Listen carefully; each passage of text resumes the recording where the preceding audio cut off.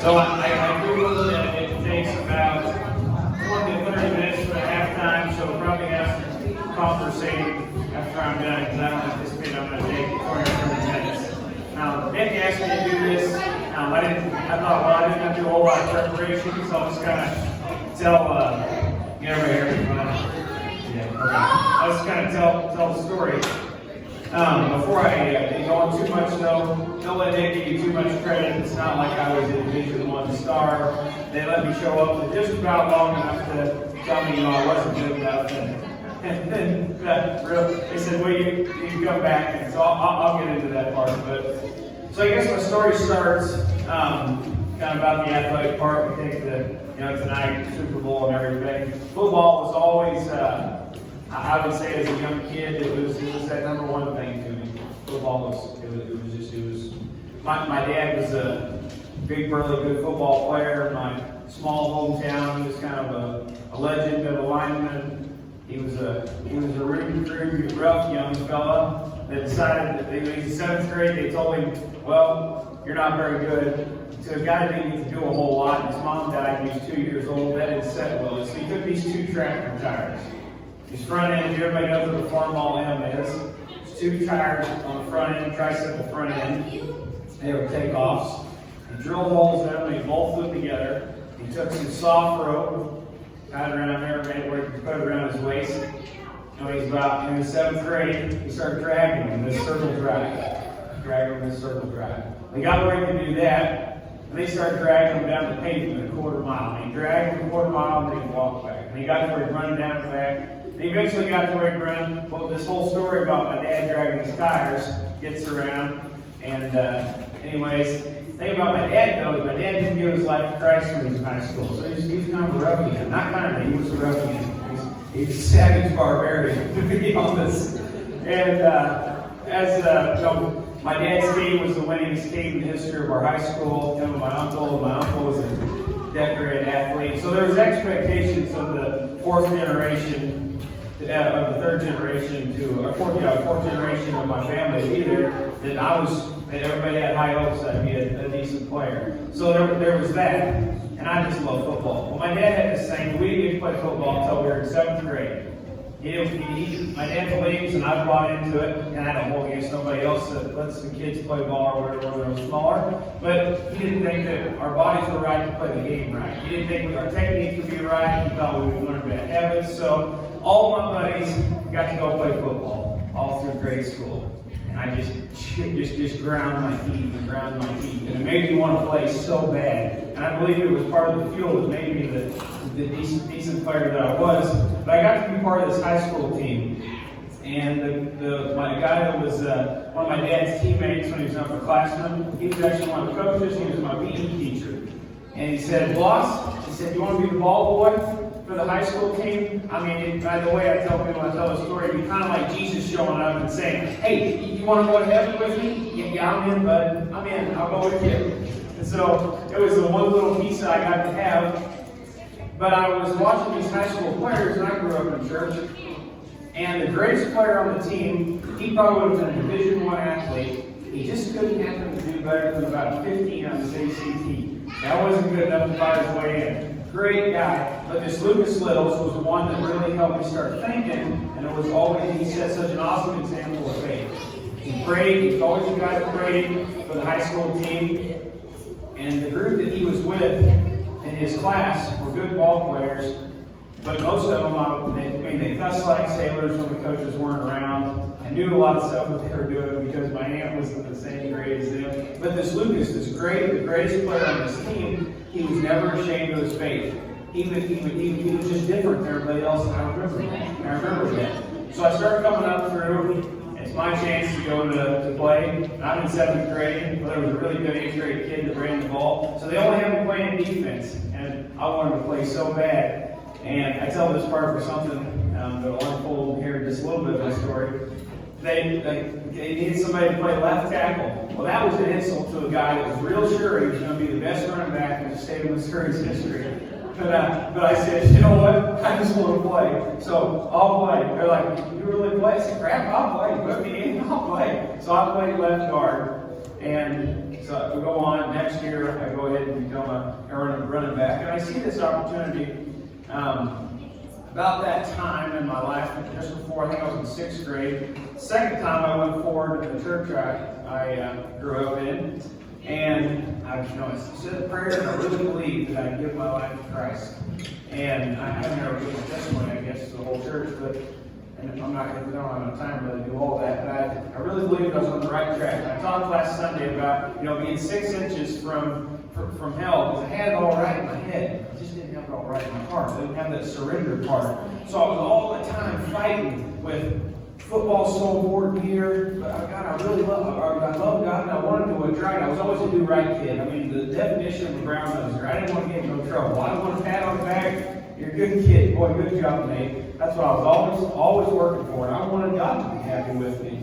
So I would try to always, watch my mouth in front of my teammates and try to set a good example and this and that. But as I work hard. Well, eventually I got to where I was pretty good, for a little 2A high school kid. A lot of people thought I was all right. And freshman high school came up, and I was already 6 foot when I was freshman, and I got up to 175 pounds, and thought, I was okay. Well, there was a really good group of seniors, and had this one older senior kid that kind of took me under his wing. And in order to get a start on varsity, that was always my goal. Because when I'm a freshman, I'm going to be the starter. I want to start. I'm going to start running back when I'm a freshman. Work through summer camp.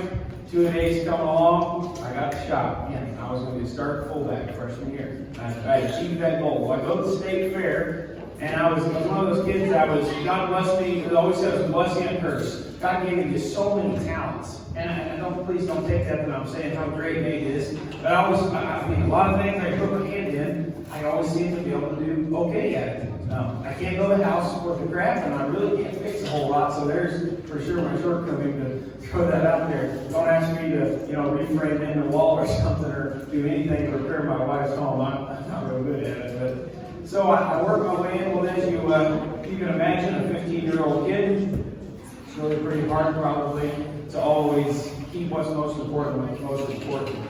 And this senior that really took me under his wing was a phenomenal athlete and a really good person, but he wasn't a Christian. He didn't grow up in a Christian home, and he kind of became the person that helped me make it to that starting spot. And so whatever Jonathan did, it's kind of what Nate wanted to do.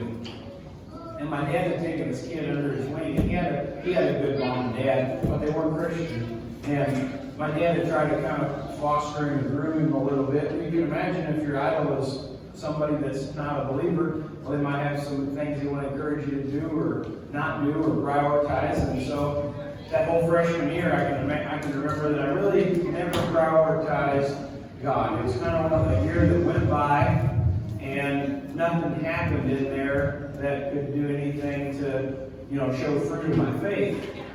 And I achieved that. I was starting running back. I made all conference. I started on the varsity basketball team. Started on the baseball team. And as I look back now, and I've looked back a lot of times, I saw that priority of God being first wasn't there, and sports had made their way to the top. And to everybody, I basically had fulfilled what they wanted me to do. I got all A's. I didn't get any trouble, and I was the outstanding freshman. Me and my best friend Nathan, we were both his 2 freshmen. They talked about all around. So sophomore year rolls around. Boy, now it's going to get serious. He's got bigger, and the expectations are bigger, and the team's probably better, and football just keeps going a little farther, and a little farther. And I met this young lady that puts up with me here this same year. So I got a driver's license, driving around, going picking her up, and there's this battle between what the world wants me to do and what God wants me to do. And there's burden at the beginning, kind of the summer, about the time I met Katie, and I find out that she says, I went forward and I got baptized when I was, 5 years old or something real small or whatever. And I can see these fruits that, I see the lack of fruits basically. And so God starts working on my heart that I put this girl in your life to share me with. And then I start feeling the absence of the fruits in my own life because of things that I'm doing. And so I'm at a Wednesday night youth group. I'm pretty passionate about youth and always taking the time to talk to youth because that's where it got real for me. Wednesday night, I got a young pastor, he's even younger than Preston, and he was talking to us. They started talking about heaven and hell, and I couldn't, I couldn't push it back anymore. And he says, look, if you haven't surrendered your life to me, if you haven't surrendered your life to Christ, then I'll promise you that you're going to go to hell if you're on your way home tonight and are in a wreck.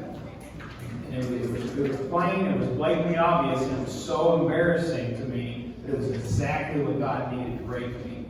Because at 16, in Southwest Missouri football USA, I felt like I was the top of the walk. There wasn't anything that I couldn't do. There wasn't a girl I couldn't get. There wasn't an award I couldn't win. I was the man, if you asked me. But right there in that moment, like I told you, I'd already won forward twice in my church. And a lot of people, I was a good kid. I really was a good kid. People would just really encouraged me and thought a lot of me. And it was embarrassing to have to know that I was going to have to walk up and say, I was wrong again. But this time I know with all my heart. I know with all my heart, God, that I'm surrendered to you and that I got to have you. Just please forgive me. Please, I want to truly give my heart to you and let you be in control of my life. And at that point, he broke me. I was broken and I was humbled. And so I'm dating Katie still. I'm going along pretty good there. And then as my dad always says, one of the worst things he ever let me do was he gave me a guy that offered, like I said, I was so many things I was involved in. I started working for a guy, in the show cattle business. I love showing livestock. I had too many passions. Probably why I didn't become a professional with anything except for talking too much. And so he lets me go work for this guy on the weekends, and I would go up there and I would work for him. The one thing I wasn't doing was going to church. I went to church every Wednesday night, but I didn't go to church on Sunday mornings because I was working for this guy. And as you can imagine, because again, another reason why I'm so passionate about the church and being involved in your church and having a church family around you is again because of past experience where there is I was a young Christian, really young Christian, only been about 1 year or so since I surrendered my life. And back up just one step. Always when we look forward, our pastor would ask in front of the group, or the congregation, do we want to, accept them? Do you want to be baptized? Yep. Well, he didn't ask me that. And I don't know if I'm sure it was God telling him, though, that God worked through him to make like a mark for me. Make it a mark for because I was pretty cocky. Pride was a big deal for me to get through. So it would have been easy just to be like, yep, don't we understand? But he didn't ask me that. So I'm working for this guy. And about a year goes, about a full year and a half goes by since I surrendered my life. My quote-unquote small-town fame had risen to basically top of the bubble, as high as it could get. Other than winning the state championship, I had pretty well done it on an individual level. And I was convicted on a Sunday morning whenever he was preaching about baptism. I had not been baptized again for the third time, and it was embarrassing. It was embarrassing that I had to go forward, and God had to embarrass me. He had to embarrass me, because it's hard to embarrass me. That must make fun of. I just really didn't. But it embarrassed me, and he broke me again. And as you can imagine, the reason it was embarrassing was because I had publicly prioritized everything but God. People knew because of me and my family, and I went to church in a small town like everyone in this room lives in. There's none of us, I don't think here tonight, I could be wrong, this could be somebody. Most of us are small town enough people, most of us know what we got to do. And no one really thought I was bad or anything, but I had to go forward publicly and say, Sam, I surrendered my life to the Lord. I've been really convicted, and it's been humbling that I'm going to have to come up here again and say that I need to be baptized as my first act of obedience as a new believer. And I know that I'm saved, but I haven't taken that first step of obedience. And I truly believe that that was God's intent for us in that act of first obedience, was to that first step of following Him publicly, because that tells us in our own heart, I'm going to tell everybody who's here watching, I truly am a believer. I truly am a believer, and I'm going to be held accountable by this body of people, or whoever that one person even is watching in this baptism. So I knew that, and at that point there, I started sharing my faith. It was about 2 months after I was baptized, I got to meet one of my closest friends to Christ on the side of the road. I was driving to see Katie, and we'd been talking about, the gospel, and he goes, Nate, I can't go another mile. I said, pull this car over, Bryce. He pulled his car over the side of the road, and I prayed the plan of salvation with him right on the side of the road. It was just like that feeling that, I scored a lot of touchdowns. I scored a lot of touchdowns as a small town kid. I never got that rush one time. Never had I got that rush. We were all state sprinters, my relay team, and we had baby, and I never got that rush that I had right then sharing the gospel with Bryce, because it was the most genuine tears, and he didn't grow up in church, and it was all there, it was all real, and at that point I thought, man, now this is really what God made me. And that's kind of my point to my talk here, is we all get wrapped up in our job or money. I talk to younger guys, you get easily wrapped up in saying, I want to be the best basketball player, the best football player, the best whatever in your young life, trying to make your mark. But the truth is, and it took me 12 and a half years of my education in high school to really truly figure out what the real mark on my life was. The real mark on my life to that point was that Christ loved me, and He gave me all that fame in that small town, and I only used about 5 months of it. I used about 5 months of it in that little town, was all I used.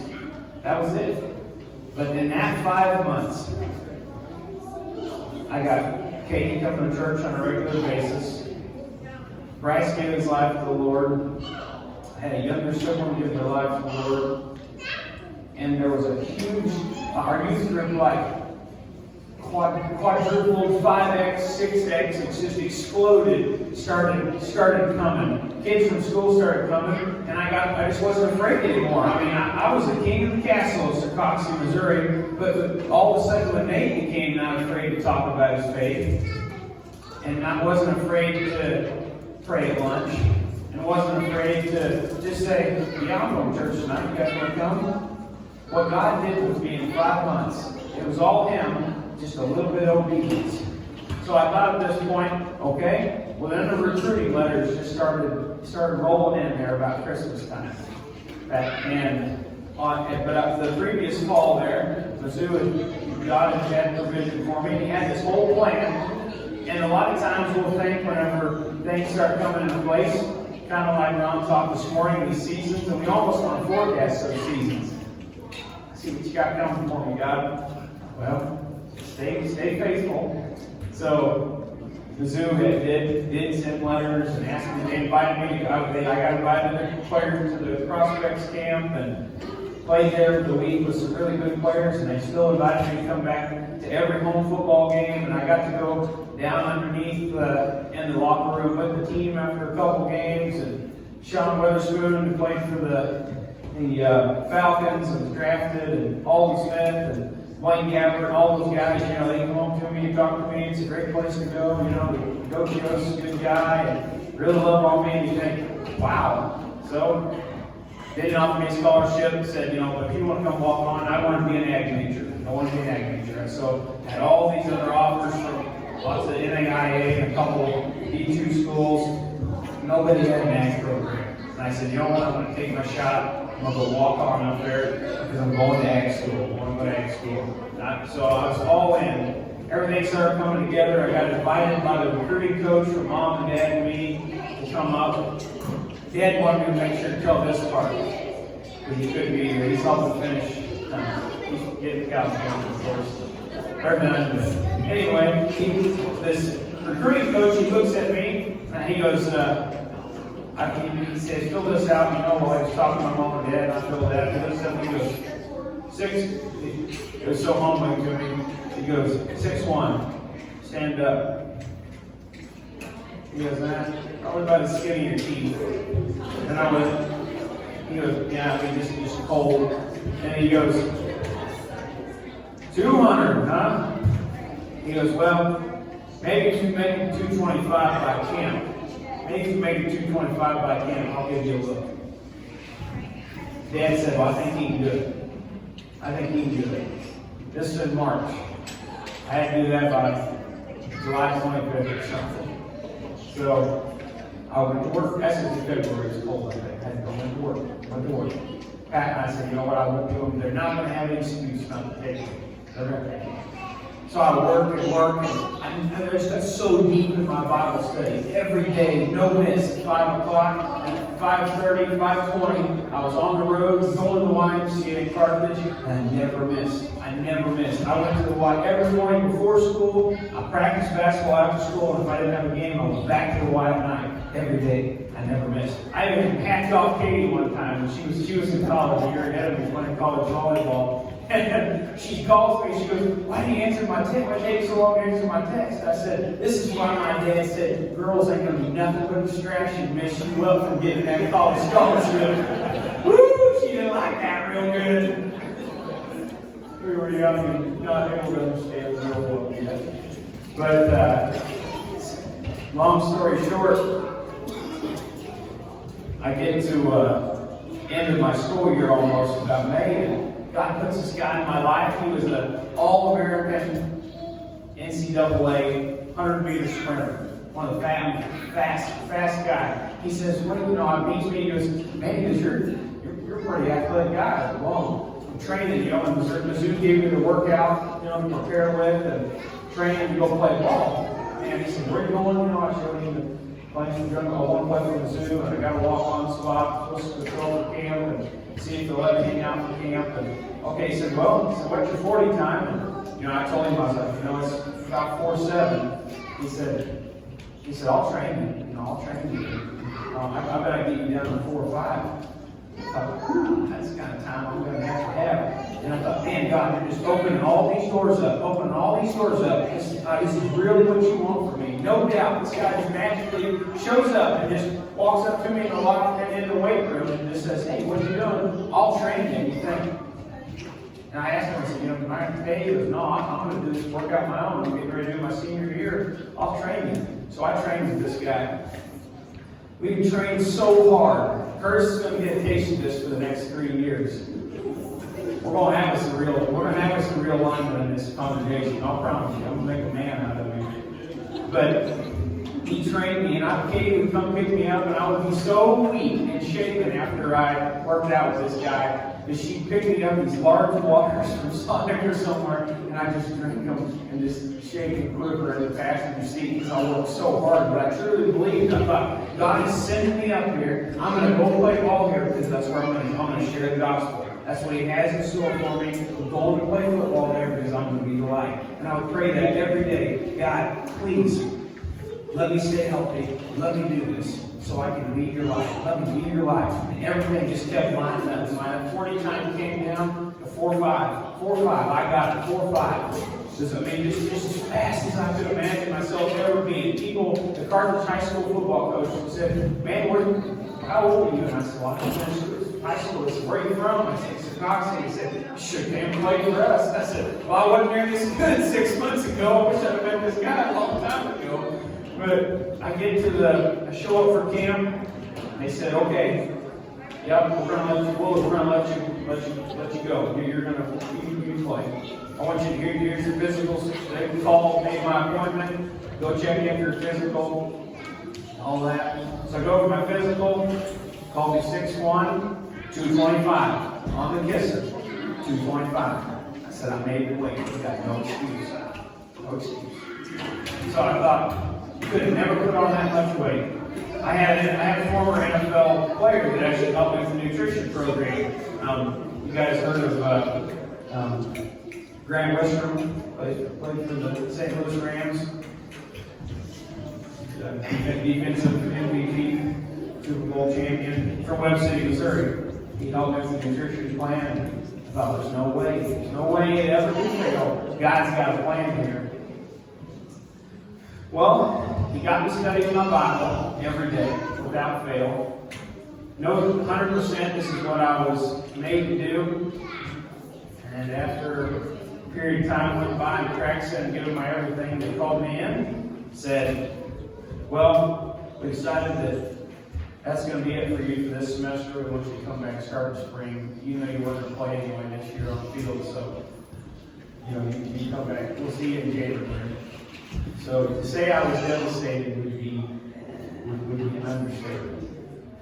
So I go back and kind of figure out what am I going to do. A couple other coaches found out they let me go and called, why don't you go play over there and here and there. I didn't want to do that. The whole time I was one, as much as I wanted to fight it, I knew that God, this is where God wanted me to be. It wasn't just a coincidence. God's will brought me right there. So it happened that I had a roommate that I was with who grew up in a small little town in southern Missouri and decided that he was going to become an atheist. So God brought me this guy and I shared the gospel with him time again.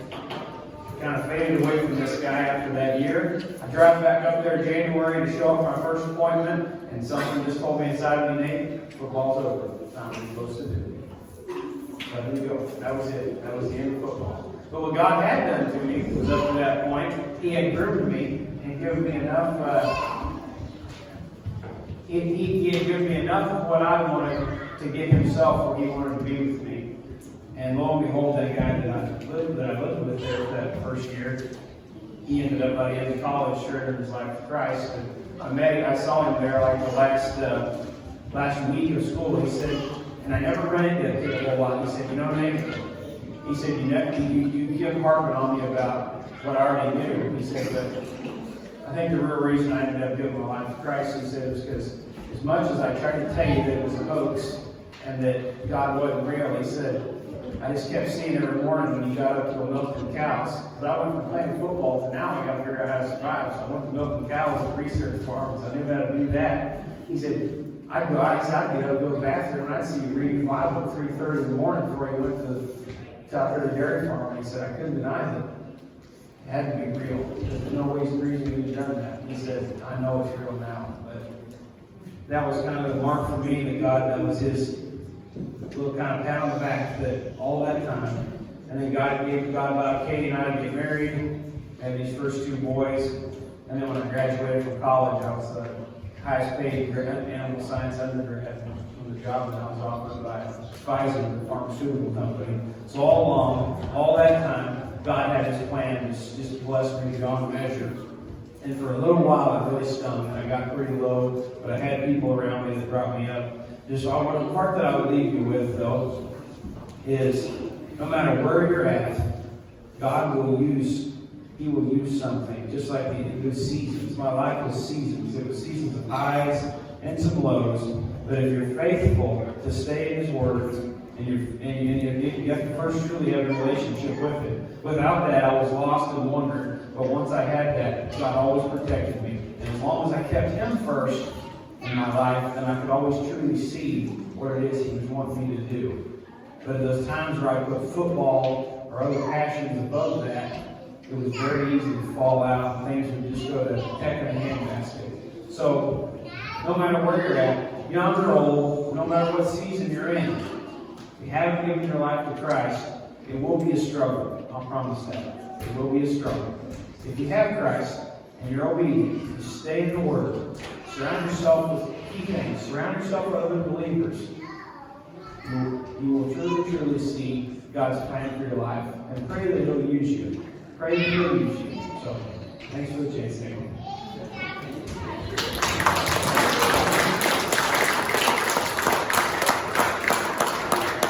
Thank you, I appreciate you sharing that, and I do encourage you to really take those words to heart from a guy who's been out of high school for 10 years, a guy that's been out for more than 20 years, some people here who've been out more than 22, 23 years. We can look back and we can look at maybe some of the things we accomplished in high school, and guess who cares about those things anymore? Nobody. Who cares what my GPA was? Nobody. Who cares about state championships or conference championships or college recruits? Nobody. I went back to my high school a few years ago for our 20-year reunion for our state championship. Walked out on the football field with all of us, all of our teammates. Guess who recognized us? Who said anything? Nobody knew who we were. Who cares? That stuff doesn't matter anymore. But getting to lead someone to Christ in college, that matters for eternity. And making sure that your heart is right with Jesus, that matters for eternity. So just make sure that you've come to that point in your life that you've turned away from your sins, you trusted in Jesus' death on the cross, his resurrection for your salvation. That's going to stick with you. Jesus changes your life, not just for eternity, but he changes it today. And the things that we accomplish, things like we're watching tonight, sure, whatever you do, if you play sports, you go to school, you work, do your best. Give it your best. We ought to do our best in whatever we go for. But don't worship it. There's only one who's worthy of worship, and that's God. And if we try to worship or put anything else first, we're going to be disappointed. And whereas if we do our best and we seek to honor God and we find our identity in him who created us, then we will be satisfied. So I want to pray for us, and if you have any questions about that, pull one to the side. I was joking with Marvin before the game. If you want to talk with me about giving your life to Jesus or surrendering your life to the mission field, I'll talk with you. Otherwise, leave me alone. I want to watch some football. All right? So if you want to talk about Jesus, you want to talk about giving your life to the mission field, I'm available. If you want to talk about, something silly, just leave me alone. We're going to watch some football second half. All right? All right, let's pray.